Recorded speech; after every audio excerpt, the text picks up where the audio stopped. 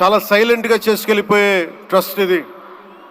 నాకు ఎలా తెలిసేది ట్రస్ట్ గురించి అంటే, చాలామంది డాక్టర్స్ విదేశాల నుంచి వచ్చి అక్కడ విదేశాల్లో మేము డబ్బుల కోసం చేస్తాం, కానీ దేశానికి వచ్చి ఎన్టీఆర్ ట్రస్ట్కి వచ్చి చాలామంది గొప్ప ఆంకాలజిస్టులు వాళ్ళందరూ వచ్చి సేవలు చేయటం ఎంత స్ఫూర్తిదాయకమో ఎన్టీ రామారావు గారిది తెలుస్తూ ఉంది.